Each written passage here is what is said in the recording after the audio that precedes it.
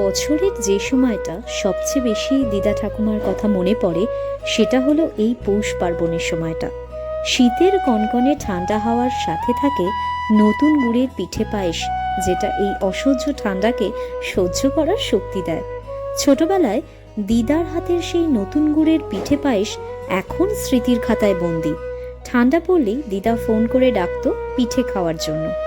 সেই স্বাদ নিজের হাতে তৈরি পিঠে পায়েসে আসে না ঠিকই, তবে চেষ্টা করি সেই স্মৃতিগুলোকে একবার ঝালিয়ে নিতে।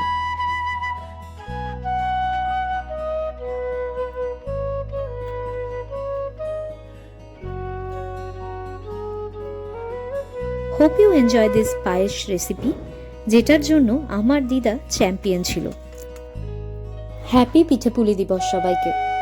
যদি ভিডিওটা ভালো লাগে লাইক করো, আর নতুনরা সাবস্ক্রাইব করে যেতে ভুলো না।